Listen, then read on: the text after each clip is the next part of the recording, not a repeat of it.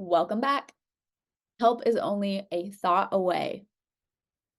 The next step in breaking the habit of being ourselves is understanding how important it is to get the mind and body working together and to break the chemical continuity of our guilt, ashamed, angry, depressed state of being. Resisting the body's demand to restore that old unhealthy order isn't easy, but help is only a thought away. You will learn in the following pages that for true change to occur, it is essential to unmemorize an emotion that has become part of your personality and then to recondition the body to a new mind. It's easy to feel hopeless when we realize that the chemistry of our emotions has habituated our bodies to a state of being that is too often a product of anger, jealousy, resentment, sadness, and so forth. For good reason, right? But we don't want to stay prisoner there, even if there is good reason. After all, I've said that these programs, these propensities are buried in our subconscious. Some belief systems say that like our atmosphere or our reality is us pushed out. It's like the entity of us pushed out. So it's interesting to think about.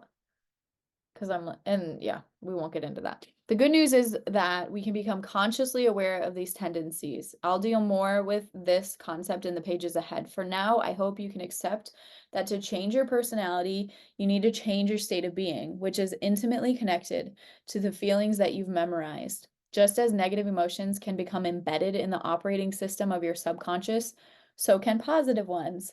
Whoop, whoop, whoop. Okay, that's good news. By itself, conscious positive thinking cannot overcome subconscious negative feelings, okay? At one time or another, we've all consciously declared, I want to be happy, but until the body is instructed otherwise, it's going to continue expressing these programs of guilt or sadness or anxiety. The conscious intellectual mind may reason that it wants joy, but the body has been programmed to feel otherwise for years. We stand on a soapbox proclaiming change to be in our best interest, but on a visceral level, we can't seem to bring up the feelings of true happiness. That's because mind and body aren't working together. The conscious mind wants one thing, but the body wants another. If you've been devoted to feeling negatively for years, not us, those feelings have created an automatic state of being. We could say that you are subconsciously unhappy, right? Your body has been conditioned to be negative. It knows how to be unhappy better than your conscious mind knows otherwise. You don't even have to think about how to be negative. You just know that it's how you are. How can your conscious mind control this attitude in the subconscious body mind?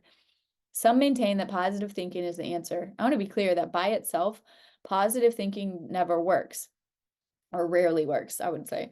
Many so-called positive thinkers have felt negative most of their lives, and now they're trying to think positively. They're in a polarized state in which they are trying to think one way in order to override how they feel inside of them.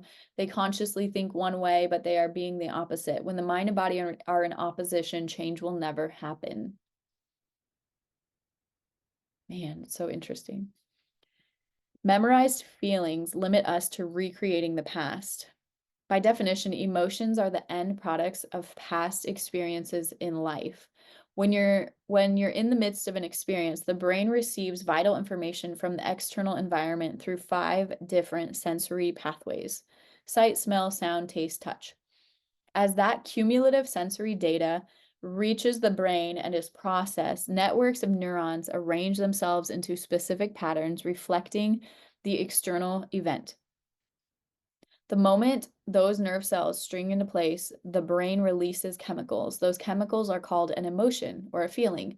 In this book, I use brain releases chemicals. What?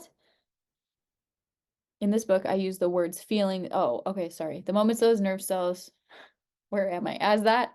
This might be my sign. I'm done reading for the day. As that cumulative sensory data reaches the brain is processed, networks of neurons arrange themselves into specific patterns reflecting the external event. The moment those nerve cells string into place, the brain releases chemicals. Those chemicals are called an emotion or a feeling. In this book, I use the words feelings and emotions interchangeably because they are close enough for our understanding. When those emotions begin to chemically flood your body, you detect a change in your internal order. You're thinking and feeling differently than you were moments before. Naturally, when you notice this change in your internal state, you'll pay attention to whoever or whatever in your external environment caused that change. When you can identify whether it was in your outer world that caused your internal change, that event in and of itself is called a memory. Neurologically and chemically, you encode that environmental information into your brain and body. Thus, you can remember experiences better because you recall how they felt at the time that they happened. Feelings and emotions are a chemical record of past experiences. Feelings and emotions are the chemical record of past experiences. I'm going to skip this. Sometimes I don't like to read all of these examples, so you can read the examples for yourself. But holler for those of us who have experienced the cycle of thinking and feeling that we were betrayed continues for years on end. We don't want that to happen. If you keep dwelling on that experience with your boss or reliving those familiar feelings day in and day out, you continually signal your body with chemical feelings that it associates with the past. This chemical continuity fools the body into believing that it is still re-experiencing the past. So the body keeps reliving the same emotional experience. When your memorized thoughts and feelings consistently force your body to be in the past, we could say that the body becomes the memory of the past. So like our bodies can store the memories of the past unless we actively clear them out. In those memorized feelings of betrayal, if those memorized feelings of betrayal have been driving your thoughts for years, then your body has been living in the past 24 hours a day, 7 days a week, 52 weeks a year in time. Your body is anchored in the past. You know that when you repeatedly recreate the same emotions until you cannot think any greater than how you feel, your feelings are now the means of your thinking. And since your feelings are a record of previous experiences, you're thinking in the past. And by the quantum law, you create more of the past. Bottom line, most of us live in the past and resist living in a new future. Why? Because the body is so habituated to memorizing the chemical records of our past experiences that it grows attached to these emotions. In a very real sense, we become addicted to those familiar feelings. So when we want to look to the future and dream of new vistas and bold landscapes in our not too distant reality, the body, whose currency is feelings, resists that sudden change in direction. Accomplishing this about face is the great labor of personal change. So many people struggle to create a new destiny, but find themselves unable to overcome the past memory of who they feel they are. Even if we crave unknown adventures and the dreams of new possibilities ahead in the future, we seem to be compelled to revisit the past. Feelings and emotions are not bad. They are the end products of experience. But if we always relive the same ones, we cannot embrace any new experiences. Have you known people who always seem to talk about the good old days? What they're really saying is nothing new is happening in my life to stimulate any feelings. Therefore, I'll have to reaffirm myself from some glorious moment of the past.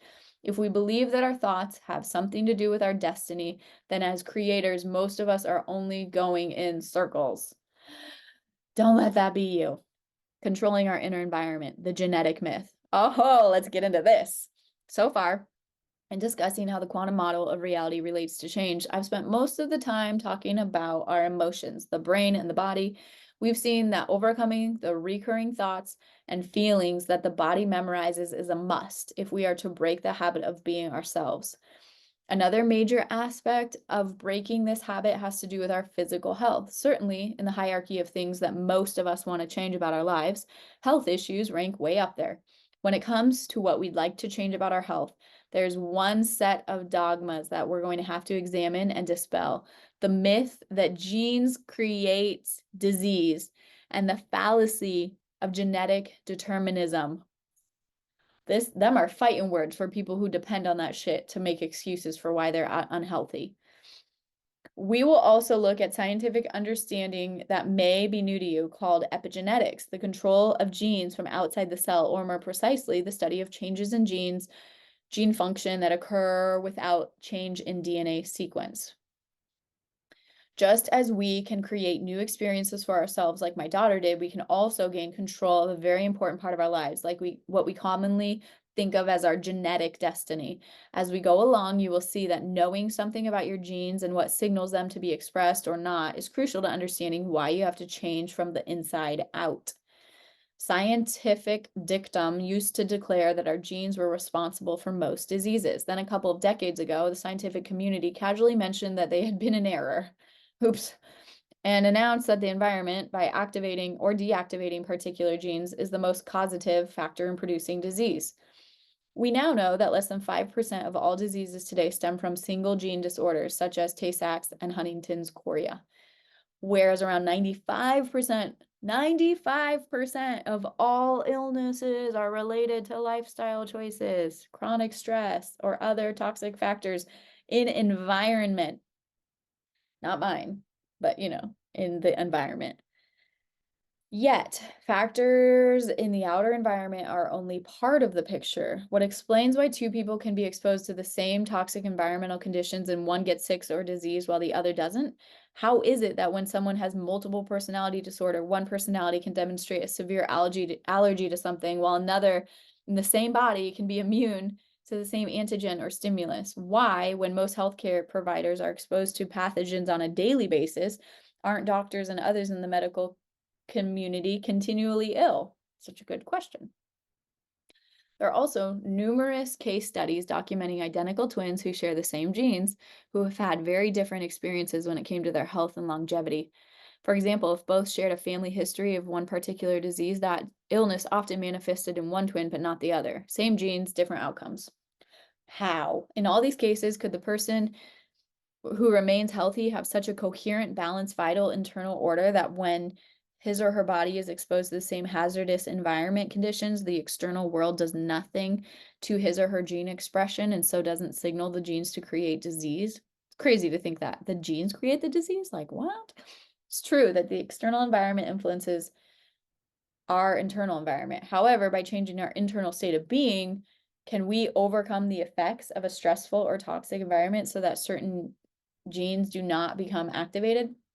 We may not be able to control all the conditions in our external environment, but we certainly have a choice in controlling our inner environment. Or trying. We try. All right, I'm gonna leave that off here and we will pick up at genes, memories of the past, environment next time. Remember to save this playlist, share with a friend, drop in the comments what you're grateful for, and be like, I'm here for it. And check out our sister channel, Seed, Soil, Water, Spa. Be blessed, be well, be free. Thanks for being here.